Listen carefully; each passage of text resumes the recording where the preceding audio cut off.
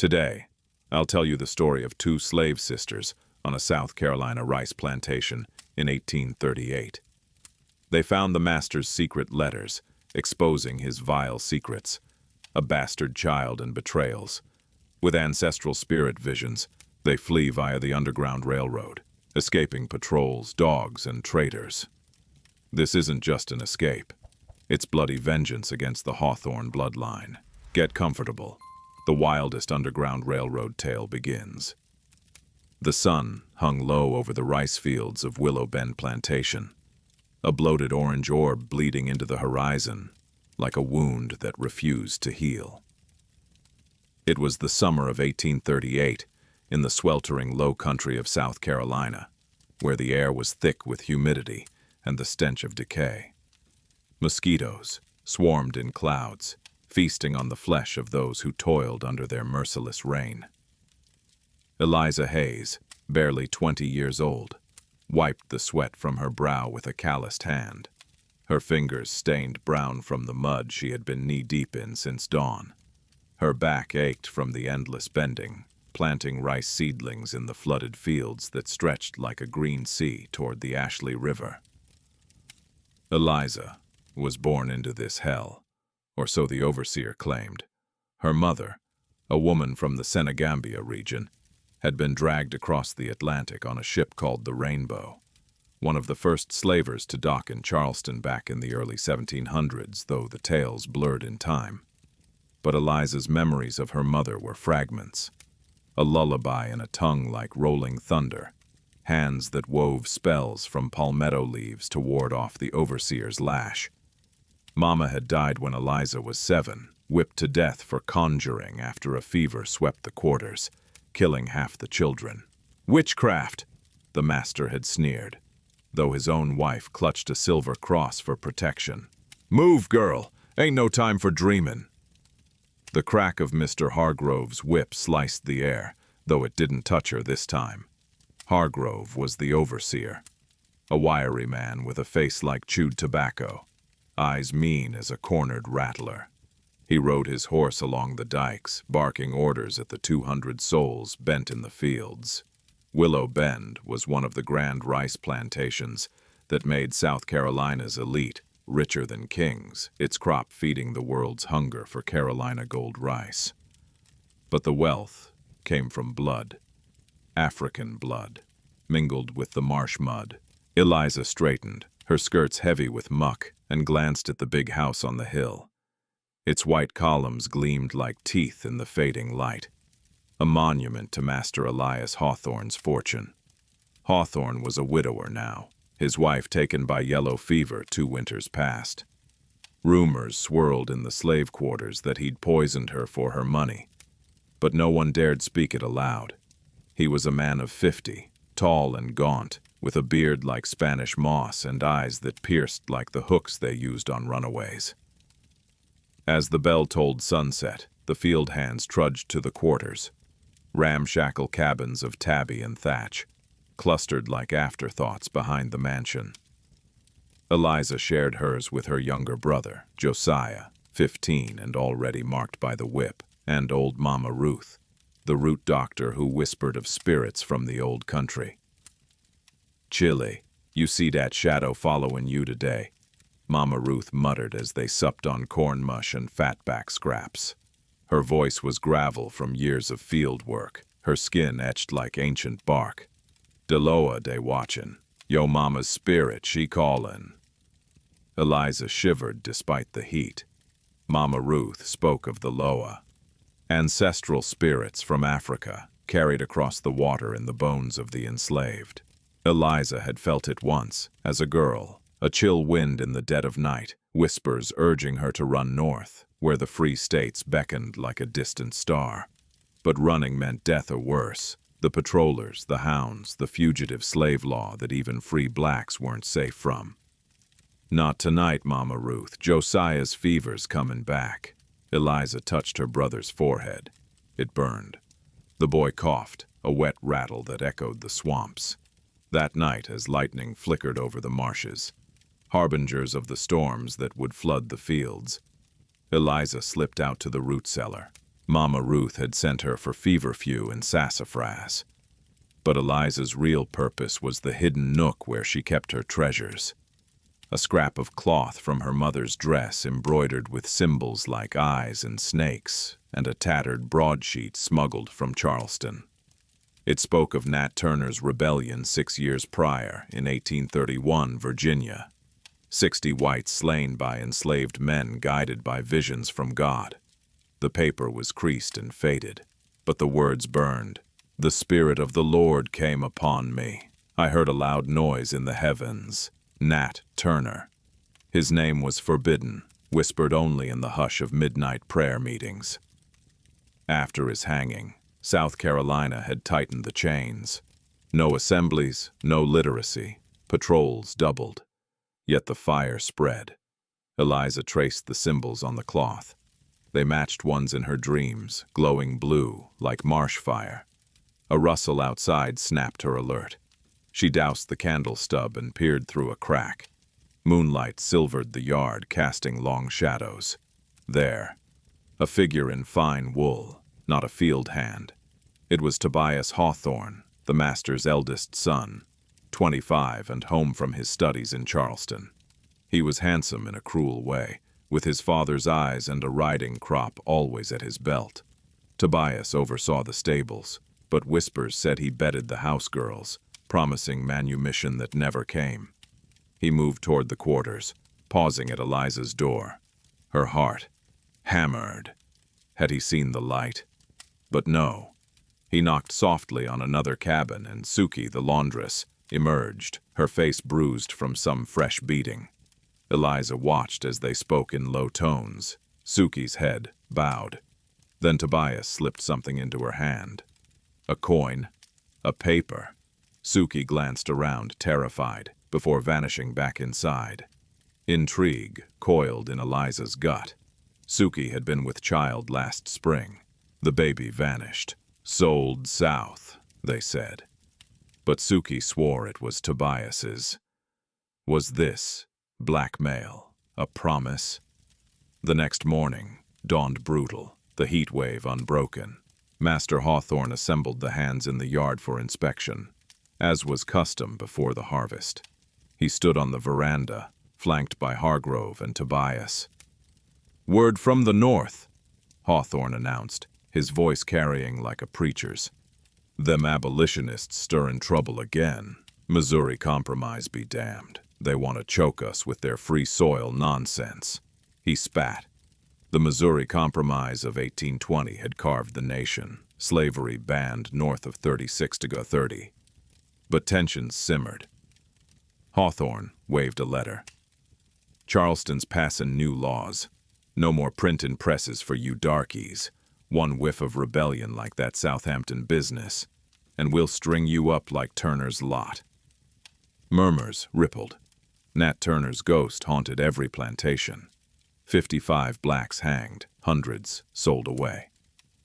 Eliza kept her eyes down, but Josiah squeezed her hand. As the hands dispersed, Hargrove pulled Eliza aside. "Master wants you in the house tonight. Cook's sick." Her stomach knotted. Housework meant beatings from the mistress's ghost. Though she was dead, her rules lingered, but refusal was the lash.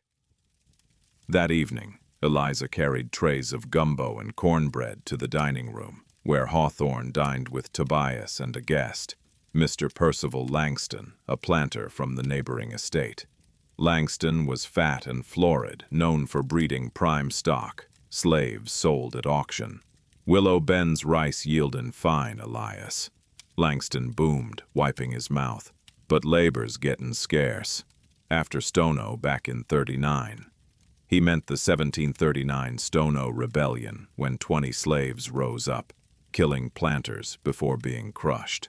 The memory fueled night laws, banning gatherings. Hawthorne nodded grimly. "Patrollers caught 2 runaways last week, heading for the Underground Railroad, they say." "Foolishness." Tobias leaned in, voice low. "Father, there's talk in town. Quakers up north petitioning again, like that Germantown lot in '88. And now this Dred Scott business brewing." "Enough!" Hawthorne slammed his fist. Slavery's the natural order. Bible says it. Constitution protects it. Eliza poured wine, ears straining. Dred Scott, a slave suing for freedom in Missouri courts. Hope flickered, fragile as a moth. Later, cleaning the parlor, she found it. Under the master's desk, a loose floorboard. Curiosity overrode fear. She pried it up. Inside, letters tied with ribbon. The top one, dated 1822. Dearest Elias, the child is yours. Do not let them take her to the fields. Yours, Isabella. Isabella, the master's first wife. No, the handwriting was Suki's. Eliza's hands trembled. She replaced it, heart racing. Was there a hidden child, a half-sister? As she fled to the quarters, a chill wind rose unbidden, carrying whispers. Run, child, the Loa Sea. Days blurred into weeks. Josiah's fever worsened. Mama Ruth's roots failed. Dispirits angry, she croaked. Dat Hawthorne bloodline cursed. Yo mama knew she was a griot, singer of truths. One night, during a thunderstorm, echoing the Stono uprising's chaos, Josiah died in Eliza's arms. She buried him by the river at dawn, marking the grave with a palmetto cross. Grief hardened to rage. In the prayer meeting, defiant, hidden in the swamp, Brother Zeke preached, like Denmark Vesey in 22, we rise. Charleston plot foiled, but to fire burns. Vesey's rebellion, planned meticulously, betrayed at the last. 35 hanged. Eliza felt the low then, a pressure in her chest, visions of chains breaking. Suki confided later. Tobias given me papers, says he'll free me if I keep quiet 'bout de baby. But he lies. Intrigue deepened. Eliza spied on Tobias meeting a stranger at the stables, a white man with an abolitionist broadsheet tucked in his coat. Underground Railroad. The chapter's tension peaked at Harvest End. A patroller raid swept Willow Bend. 2 field hands accused of conjuring vanished. Eliza, hiding the letter's secret, vowed revenge. As the full moon rose, the symbols on her mother's cloth glowed faintly. Mystica Namek, spirit guiding her to freedom's path. But dawn brought Hargrove's whip. You next, witch girl. Chapter 2. Whispers of the Railroad. The days following Josiah's burial blurred into a haze of unrelenting labor and simmering rage for Eliza Hayes. Willow Bend Plantation seemed to tighten its grip like the coils of a python. The rice fields demanding more, with the harvest looming. It was late September 1838, and the low-country air grew heavier, pregnant with the scent of ripening grain and impending autumn storms. The overseer Hargrove drove the hands harder, his whip singing through the air like a vengeful banshee, leaving fresh welts on backs already scarred from years of service. Eliza moved through her tasks mechanically, hooping rice, threshing in the barns, mending nets for the shrimp boats. But her mind was a storm of secrets.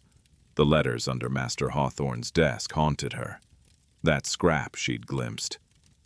The child is yours. Isabella, Suki, whose child? And how did it connect to the whispers of Mama Ruth's Loa? Those ancestral spirits that tugged at her dreams like invisible threads. At night in the cramped quarters, she'd wake sweating. Visions of glowing symbols dancing before her eyes. Eyes within eyes, serpents coiling around a broken chain. Was it her mother's griot magic, or madness, born of grief? 2 weeks after the burial, opportunity struck like lightning. Master Hawthorne rode to Charleston for the rice market, leaving Tobias in charge and Hargrove to patrol the fields. The big house stood quieter, its halls echoing with absence. Eliza was summoned to polish silver in the study, a rare house duty that set her pulse racing. Suki was there too, scrubbing floors, her eyes downcast, bruises fading on her arms. "Girl, you best keep your head low," Suki muttered as they worked side by side. Tobias in a mood, Heard him arguing with that stranger again last night. Eliza's rag paused on a candlestick. Stranger? The one from the stables. Suki nodded, voice a whisper. White man, fancy coat, talking about stars and rivers, like them abolition tales. Abolitionists. The word was poison in South Carolina, where the state legislature had banned teaching slaves to read after Denmark Vesey's foiled plot in 1822. Vesey, a free black carpenter in Charleston, had plotted with thousands to seize ships and sail to Haiti. Betrayed by informants, 35 hanged. Eliza had heard the stories in prayer meetings. Vesey citing the Declaration of Independence, promising liberty or death. As Suki left for the kitchen, Eliza knelt by the desk, heart pounding. The floorboard lifted easily this time. No creak to betray her. Bundles of letters spilled out. Yellowed envelopes, some sealed with wax imprinted with a hawthorn crest. A hawk clutching chains. She rifled quickly, scanning faded ink. One from 1820. Elias, the Missouri Compromise divides the nation, but our sin divides the soul. Free the child, your daughter by me. Isabella. Isabella Langston, Master Percival's sister. Gasps escaped her. Another, 1825. The underground beckons. Quakers in Philadelphia aid runaways. Send her north. A friend. Eliza's world tilted. A daughter, half white, hidden away. Then a portrait slipped out. Miniature on ivory. A girl of 10 with Hawthorne's eyes and skin like polished oak. Lila, B., 1818. Lila Hawthorne, bastard heir. Footsteps echoed. Eliza shoved everything back, but a letter fluttered free. Tobias entered, eyes narrowing. What you doin', field rat? His voice was silk over steel. Nothin', Massa Tobias. Polishin'. She stood, trembling. He snatched the letter. Suki's handwriting. This yours? Blackmail. No, sir! But his face twisted in fury. He backhanded her, splitting her lip. Blood bloomed salty. Out, and tell Suki her game's up. No more coin for silence. Eliza fled, clutching the miniature portrait hidden in her bodice. That night, she showed it to Mama Ruth. Lord have mercy, the old woman breathed, tracing the face. Dat Lila. Sold off years ago, or so they say. But Deloa no truth. She run Chile. Spirits guide her north on the railroad. The Underground Railroad. Whispers of it had reached even Willow Bend. Not a train, but a secret web of safe houses, conductors guiding passengers north to free states or Canada. From South Carolina, routes snaked through swamps to Wilmington, then ferries to Philadelphia, or west to Georgia's backwoods toward Florida's old Spanish havens before it became American in 1821. Harriet Tubman would later legendize it, but in 1838, it was Levi Coffin in Indiana, Quakers in Pennsylvania, risking the Fugitive Slave Act of 1793, and soon the harsher bad 1850 version. Mama Ruth brewed a tea of willow bark and datura leaves. Drink, Eliza. Visions come. Deloa speak through dreams. Under the influence, Eliza dreamed. Rivers of blood from Stono Rebellion, 1739. 20 slaves marching with drums, killing planters before militia crushed them. Nat Turner preaching from a solar eclipse. And Lila, ghostly, beckoning. Follow the North Star. Station at Parson Brown's Chapel, 3 miles east. She woke, resolved. Dawn prayer meeting in the swamp. Brother Zeke, eyes fierce. De railroad callin'. I know a conductor, Jonas, free black fisherman. Meets at the Old Oak by Ashley River, full moon. Risky. Patrollers roamed, slave catchers from Charleston with bloodhounds. But Josiah's grave fueled her. I'm in, Eliza said, and Suki too if she'll come. Suki refused at first. Tobias promised papers, manumission. He's lyin', those letters prove it. You birthed his sister Lila's kin. Suki's eyes widened. What you know? Tell all, or we leave you. Trembling, Suki confessed. Lila was Hawthorne's daughter by Isabella, hidden as a house slave, then sold north in 1830 after Vesey Scare. Suki had nursed Lila's child, also Tobias's, but it died. Blackmail kept her silent. Tobias beats me if I talk, but freedom? Tears fell. Full moon then. Preparations consumed weeks. Eliza stole cornmeal, dried fish, wrapped in palmetto fronds. Mama Ruth etched protective vevs, voodoo symbols, on a pebble. Legba opened the gates. Real events wove in. News of John Brown's early abolition stirrings reached via smuggler boats. Dred Scott case murmured in taverns, a slave suing in Missouri courts for freedom after living free. Full moon night arrived, October 1838. Storm clouds gathered, thunder rumbling like slave drums. Eliza and Suki slipped from quarters post-midnight, hearts hammering. Hargrove snored in his cabin. Tobias caroused in the stables. The old oak loomed by the river, moss-draped arms like welcoming spirits. A lantern flickered, code, 3 flashes for safe. Jonas emerged, wiry mulatto with sailor's scars. Passengers, 2, good, boat waits, route, up Ashley to Cooper River, then overland to Quaker Station in Monk's Corner. From there, wagons to Wilmington, ship north.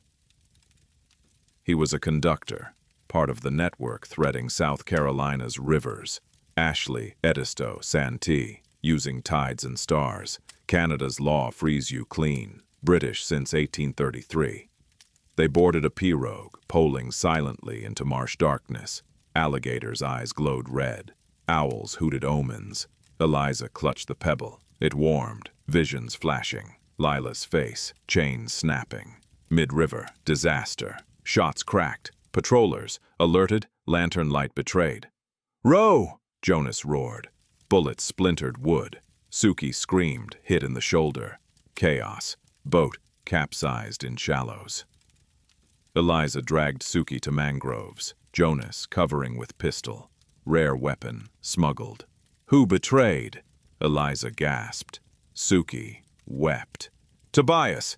I told him for papers!" Betrayal burned. Gunfire neared. Hounds bayed. Jonas shoved a map scrap.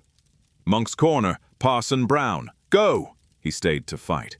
Eliza hauled Suki inland, swamps sucking at legs. Blood trailed. Suki weakened. Dawn broke. They hid in a hollow log. Fever taking Suki. Forgive. Free. She died at noon. Eliza buried her shallow rage stealing. Alone, she pushed north, evading patrols. Real peril. 1850 Act loomed in future, but now 1838 fugitive law demanded return. Days of terror, foraging berries, drinking dew. Visions intensified. Loa manifesting as marsh lights, will-o'-the-wisp, guiding to safe cabins. One night a gullah fisherman hid her. The railroad spirit strong here. Seminole route south once, but north now. She reached Monk's Corner, Quaker Chapel.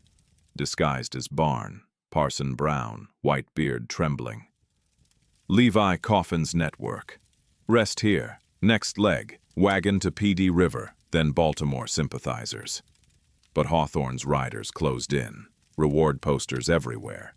$200 for Eliza Hayes, runaway witch. Inside chapel, Eliza found Lila's trace, a locket left by a passenger.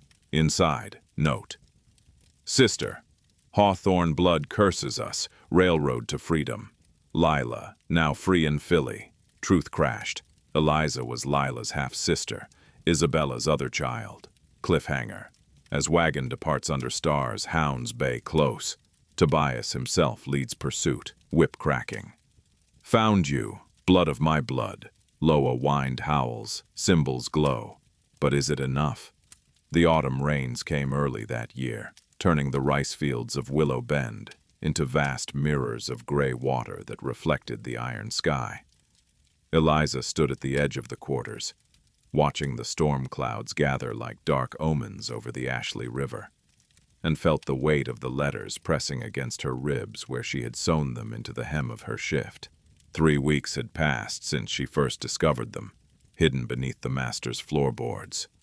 3 weeks of stolen moments in the root cellar, reading by candlelight the words that had rewritten her understanding of everything she thought she knew about Willow Bend Plantation and the man who owned her body, if not her soul.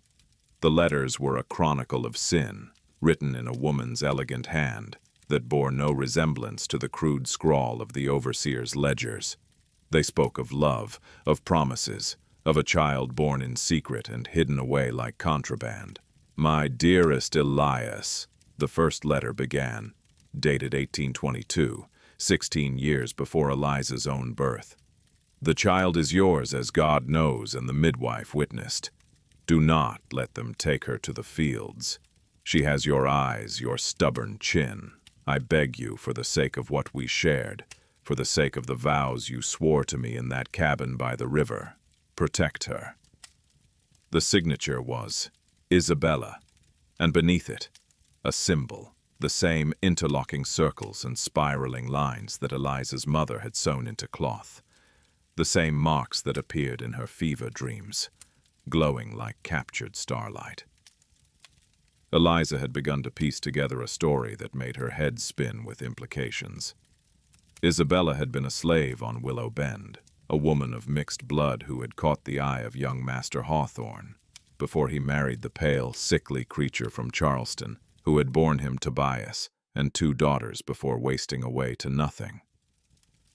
The letters suggested that Hawthorne's passion for Isabella had never truly died, that even after his marriage he had continued to visit her in the quarters, and that the fruit of their union, a daughter, had been born and somehow spirited away before the master's wife could discover the evidence of his infidelity. What happened to Isabella? The letters did not say. They simply ceased. The last one dated 1824, written in a hand that trembled with fear or desperation or both. "If you do not come for us, I will take her north. I will find the Quakers you spoke of, the ones who hide our people.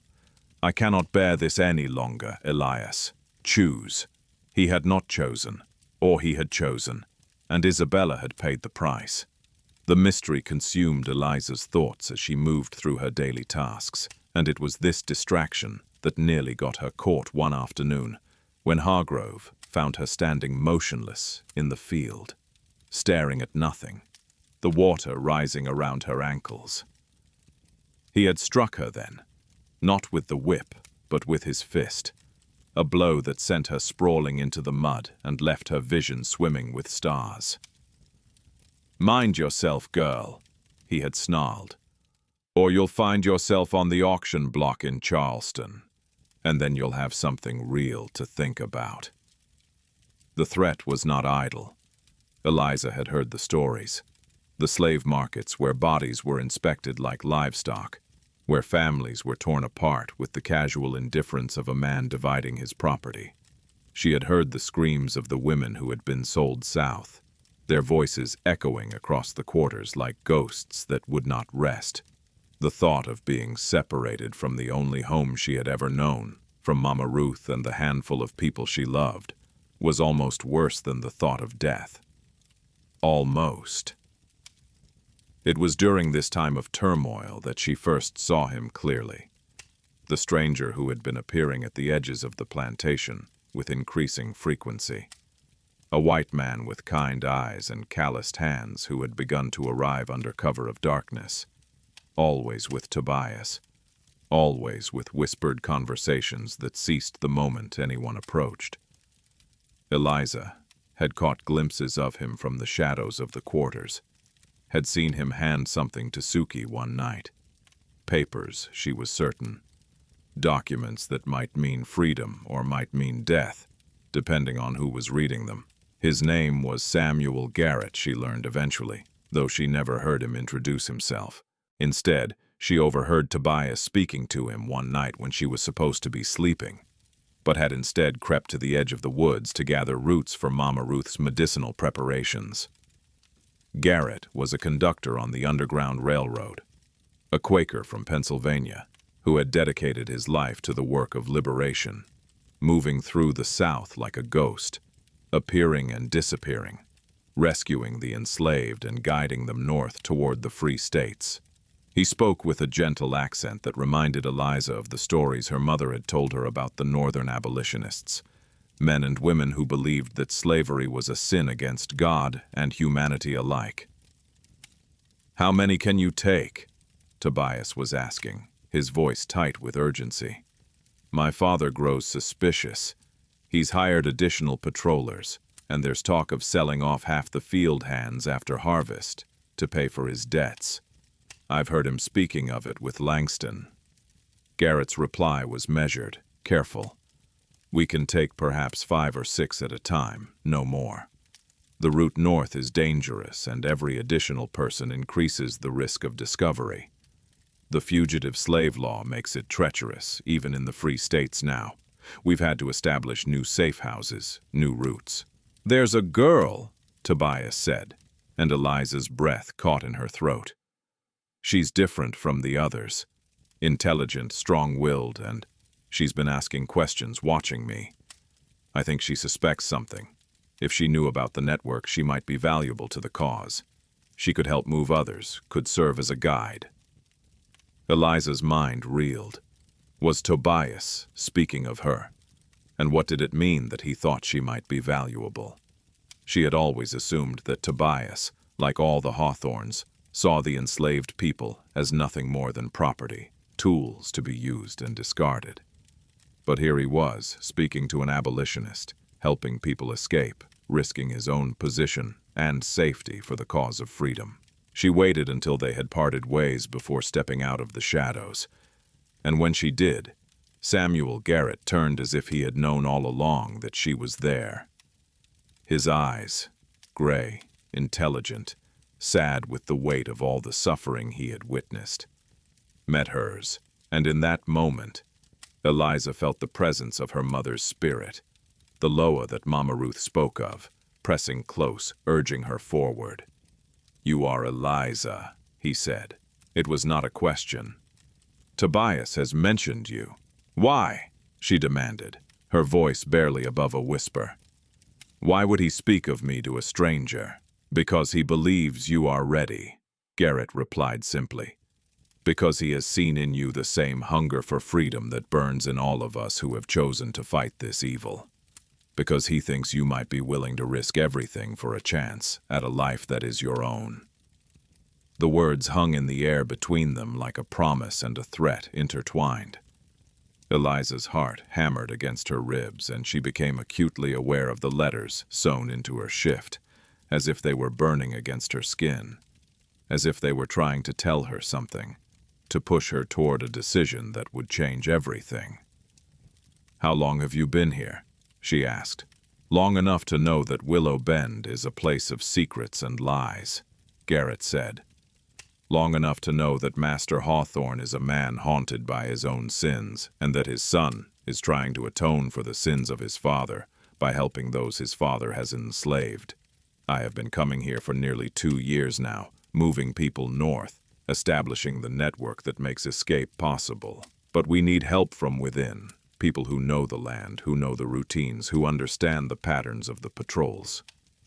"And you think I can do this?" Eliza felt a strange mixture of pride and terror. "I'm just a field hand, a woman with no education, no connections." "You are more than that," Garrett said quietly. "You are a woman who reads, who thinks, who has survived longer than most in circumstances that would break the spirit of lesser people. Tobias has told me about your mother, about the stories she told you, about the symbols she taught you. In the North, there are people who believe in the power of the spirits, who understand that freedom is not just a political concept, but a spiritual necessity. We need people like you."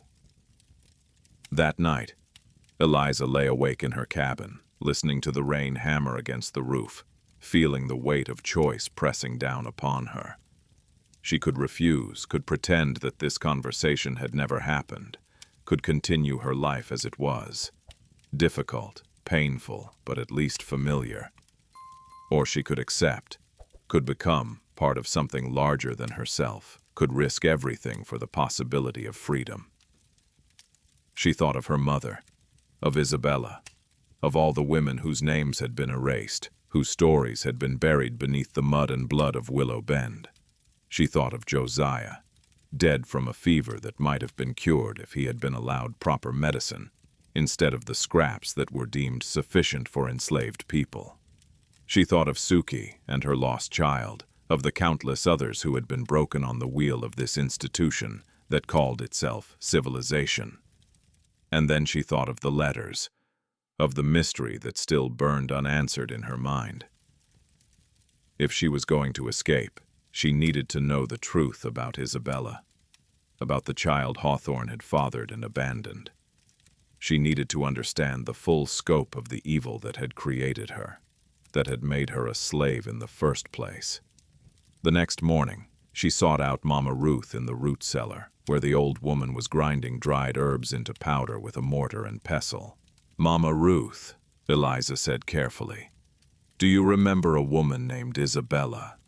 Someone who was here before I was born?" The old woman's hands stilled. She did not look up, but Eliza could see the tension in her shoulders, the way her jaw tightened. "That name is forbidden," Mama Ruth said finally, her voice like the whisper of wind through a graveyard.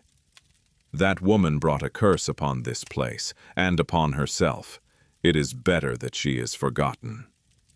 "But I need to know," Eliza pressed. "I need to understand what happened to her, where she went, what became of her child."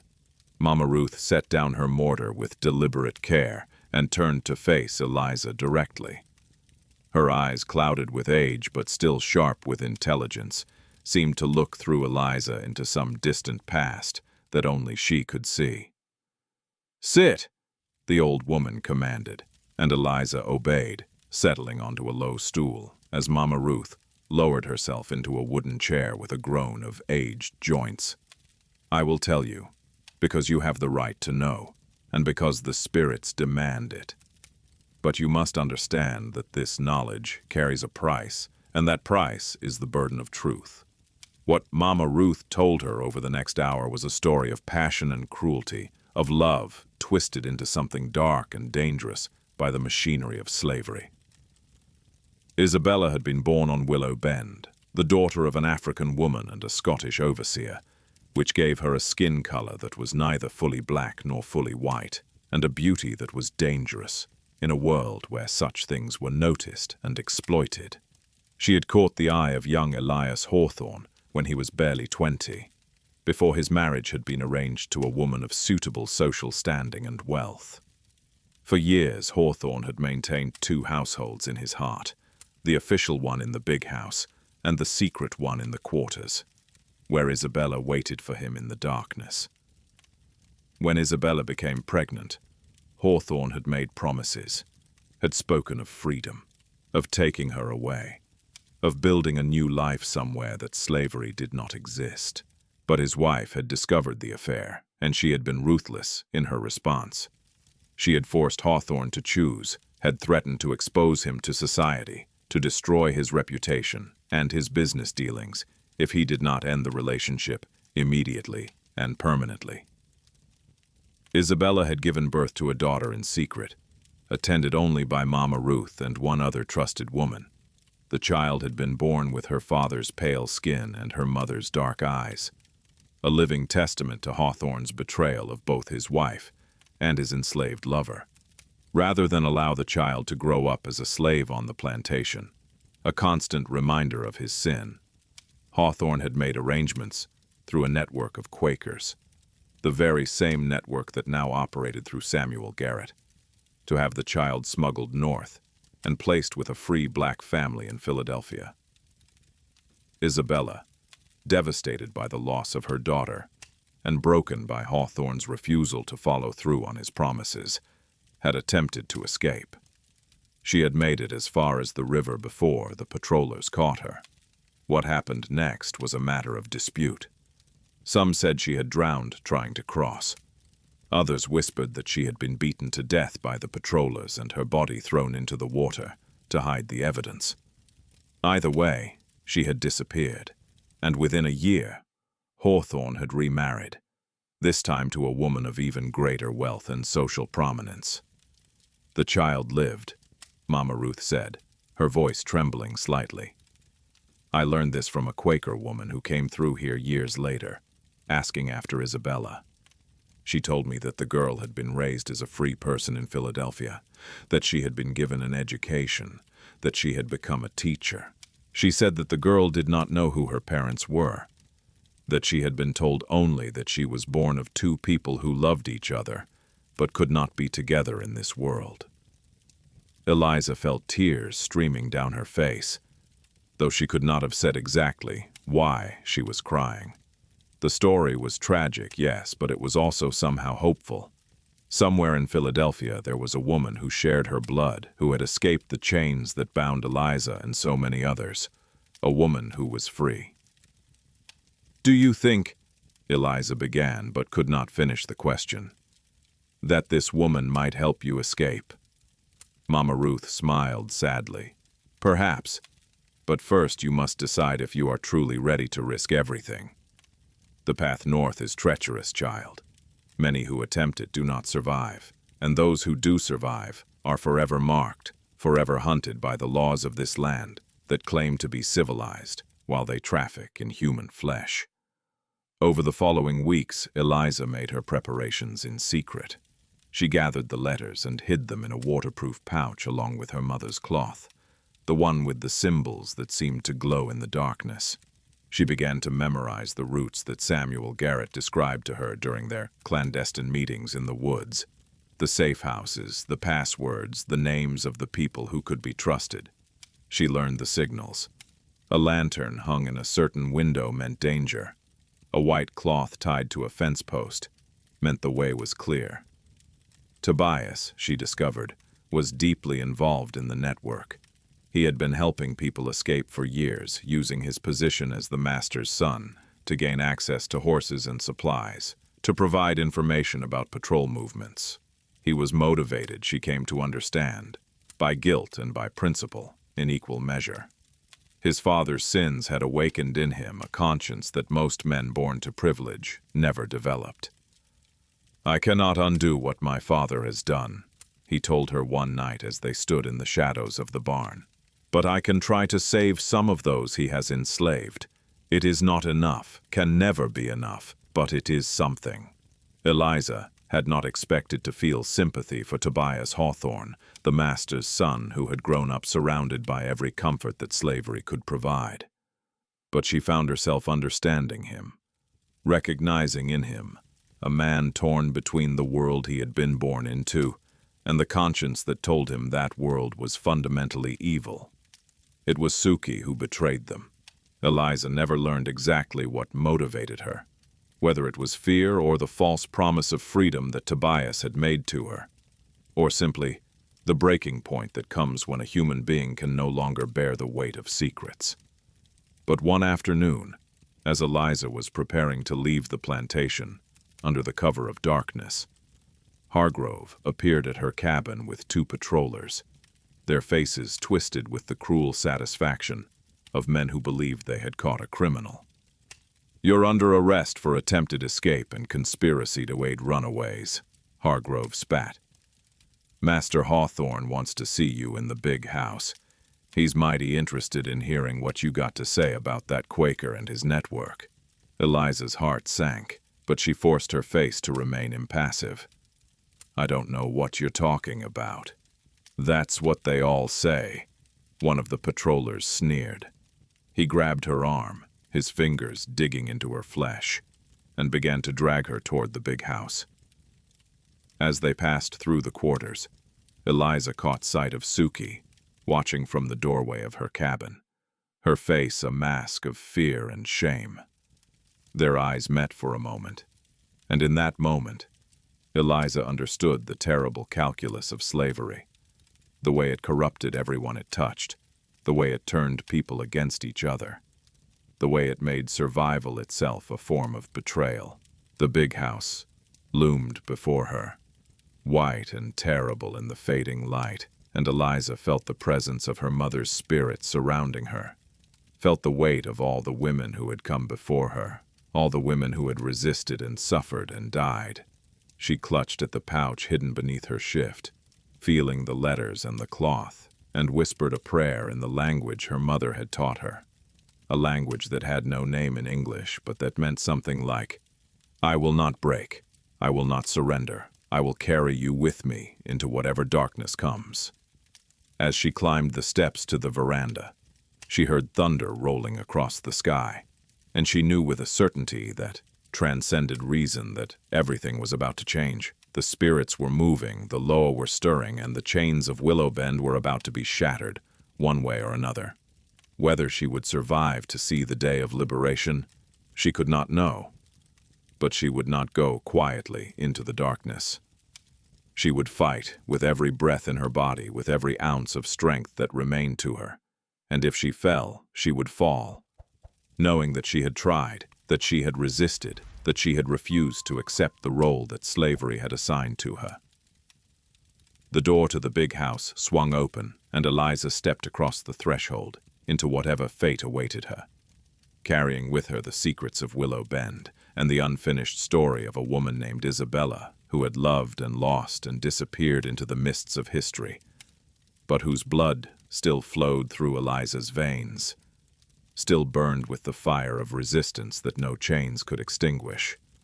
The chains that had bound Eliza Hayes for 20 years finally shattered under the relentless fury of the Ashley River's current. But freedom was no gentle dawn. It was a tempest of blood, fire, and whispers from the grave.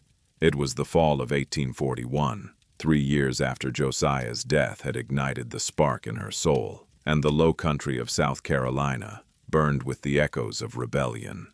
The moon, full and bloated like the belly of a pregnant slave, hung over the swamps as Eliza staggered onto the northern bank, her lungs burning, her body lacerated by thorns and whip scars reopened by the desperate swim.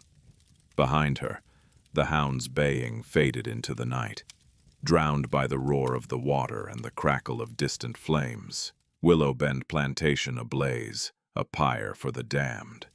Tobias Hawthorne's face haunted her still, twisted in rage as he cornered her in the root cellar that fateful night 2 weeks prior. "You think you can steal my sister's freedom, nigger witch," he had snarled, his riding crop raised. The letters Eliza had uncovered, dozens now hidden in the big house attic during her house duties, revealed the deepest rot.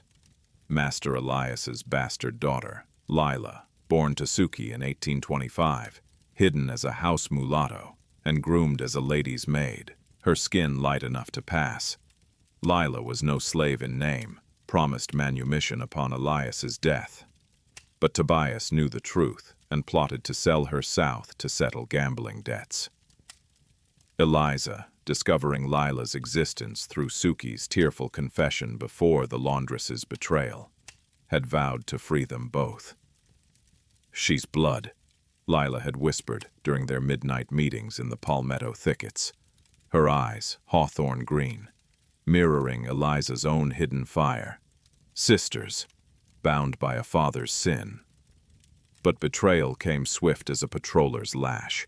Suki, fearing Tobias's threats, had confessed all to Hargrove. The raid that followed was merciless.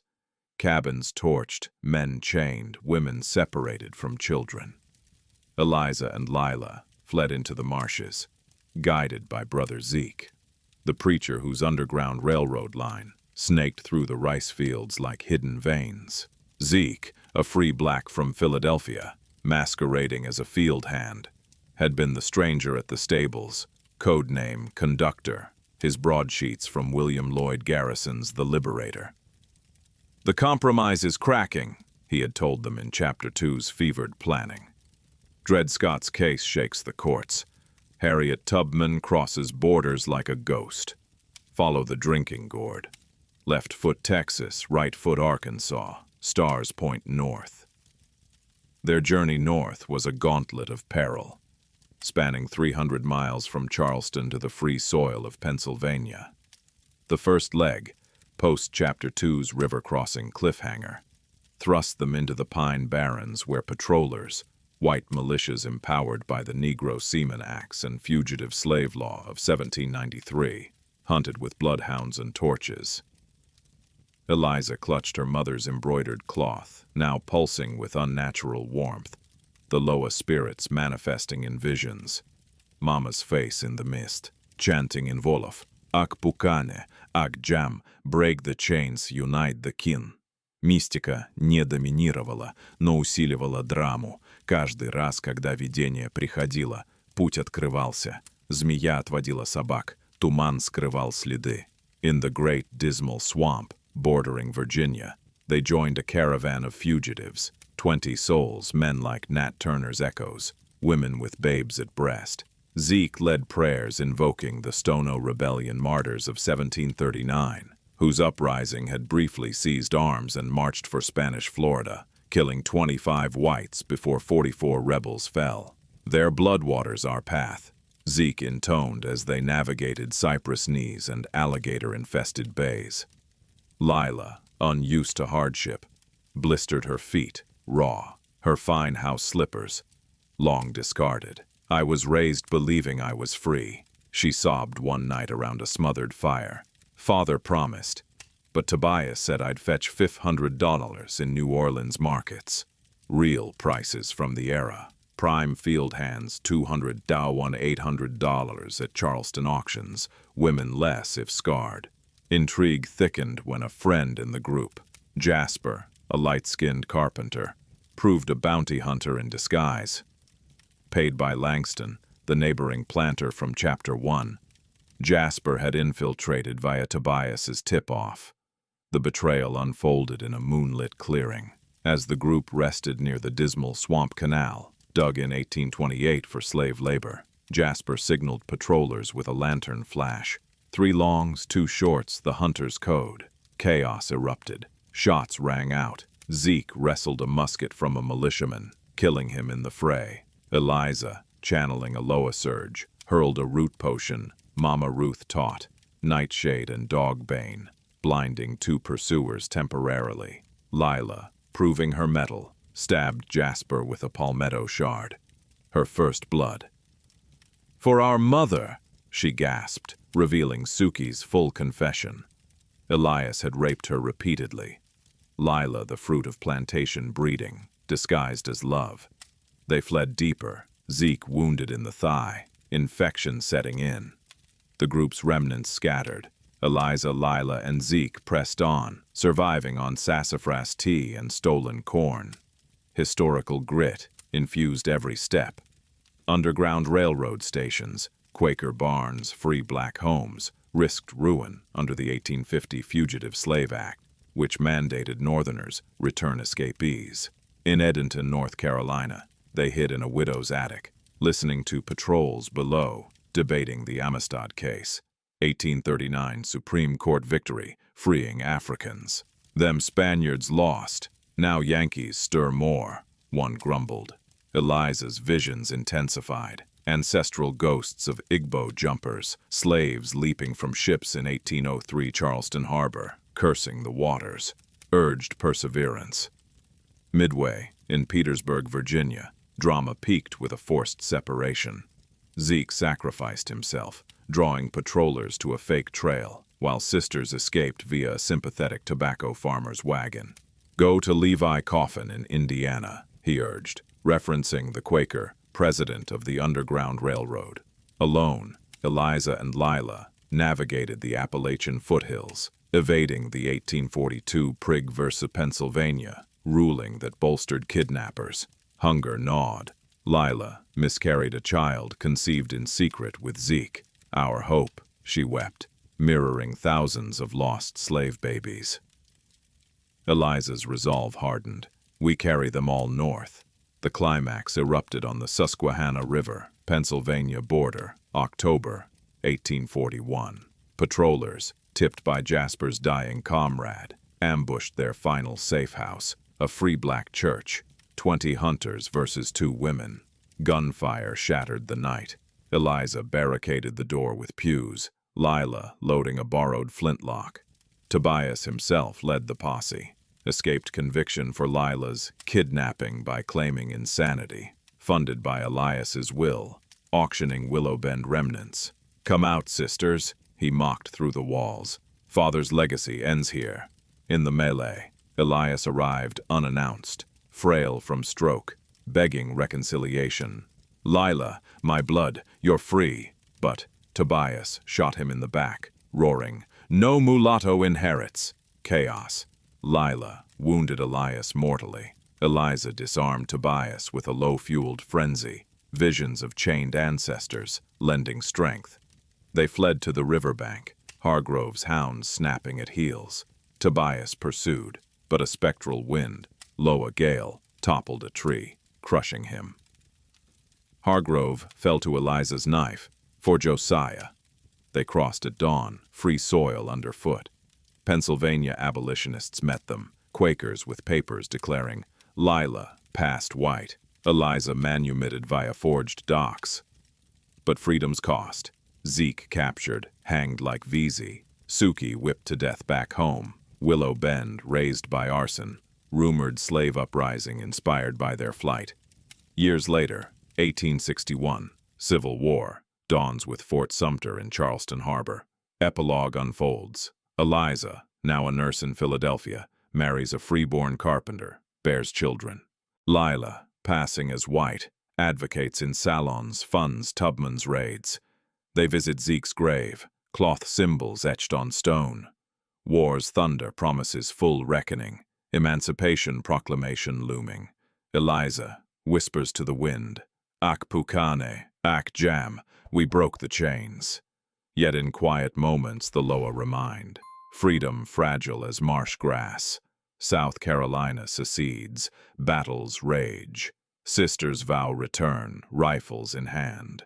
The ancestors smile, rebellion eternal.